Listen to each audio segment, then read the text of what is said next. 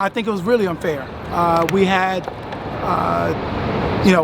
police and law enforcement perspectives speak all meeting long, and by the time all of the community and honestly the black folks had a chance to speak, it was shut down. It was okay. This is over. Rather than letting her get her piece, just like we gave all the other folks that came and testified.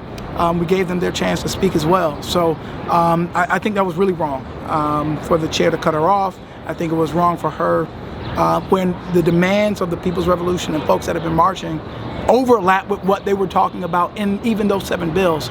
Mental examinations of officers, having these balances and checks to make sure that officers can be accountable. It's the same exact thing that some of them were able to talk about at that table, and a lot of the other solutions that were pushed were excluded from the chance to be able to do that as well. So I think it's really important for us to recognize that the folks from our communities have to travel all the way here to Madison, about 75 minutes and wait in a testimony room hearing for hours and not even get the chance to speak was wrong. So I'm glad that we were able to give her the platform today to give her comments and ensure that she could give her perspective.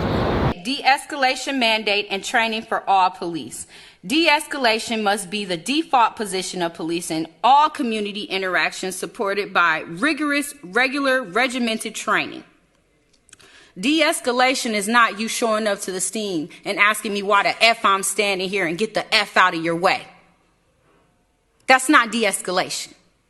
De-escalation is not dragging people out of their vehicles because they don't want to put their window all the way down. I have a right not to raise my window all the way down when the police comes to my window, but I still run the risk of being murdered, dragged out of my vehicle, or a whole laundry list of things that happen to black and brown people when they don't comply.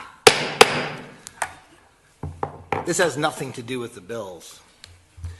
You're giving demands that this committee doesn't need to listen to. What we need to do is get back to the bill. If you reject the demands from the people, we are asking you as legislators, whatever else, to listen to the people. We have marched in the street.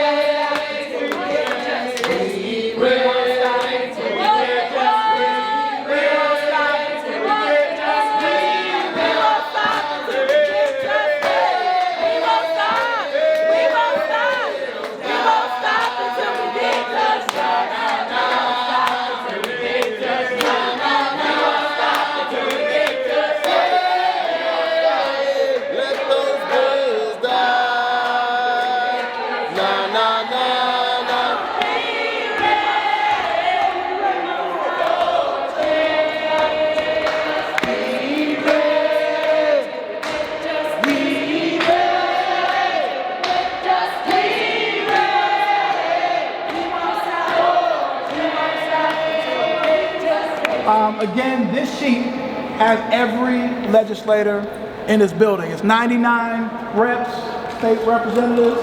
It is 33 senators on each side.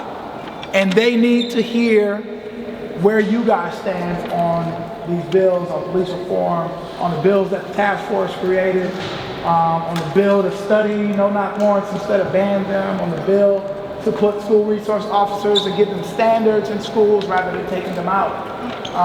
There are some decisions being made in this building, and I also should highlight that folks from our community can't always make it all the way out here. It is a sacrifice. It is. There are lobbyists that are paid to be in this building to represent the interests of people that have special interests on these issues, on all issues. Today, y'all were the people's lobbyists. Yeah. Mama Levita said we painted this house black today. There was no whitewashing going on today.